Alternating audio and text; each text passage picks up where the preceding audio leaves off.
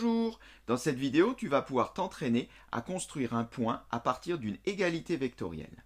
Si jamais cet exercice te pose des difficultés, à tout moment tu peux cliquer sur le lien à droite, tu tomberas sur une autre vidéo où te sera expliqué bien plus en détail tout le principe de cette méthode. Ici, on va aller un peu plus vite pour la correction. Tu peux donc répondre à la première question et mettre la vidéo en pause. Correction. Donc ici on demande de construire le point n qui est défini avec l'égalité de vecteurs qui est AN égale à 2AB plus AC. Donc construire le point n va revenir en réalité à construire le vecteur AN qui lui est parfaitement défini à partir des vecteurs AB et AC. Vu qu'on a les points A, B et C sur la figure, on va pouvoir tracer le vecteur 2AB plus AC qui est le vecteur AN.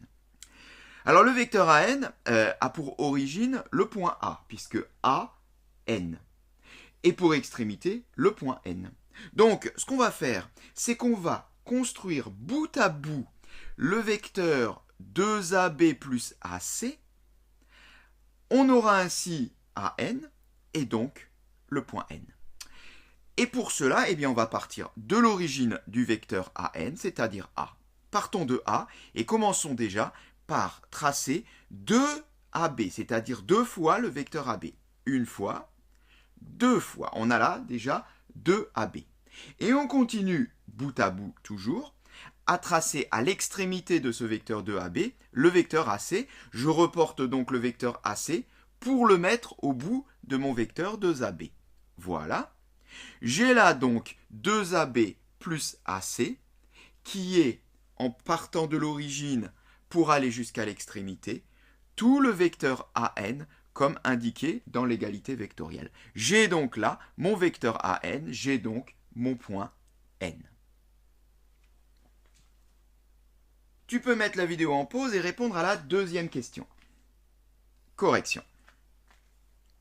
Alors ici, c'est le même exercice avec une autre configuration où on veut construire le point P, cette fois-ci défini également par une égalité de vecteurs. On va donc faire de même. Le vecteur AP va nous permettre d'obtenir le point P. Le vecteur AP a pour origine A. On part donc de A pour construire bout à bout le vecteur 3AB moins AC qui va nous donner le vecteur AP. Alors c'est parti.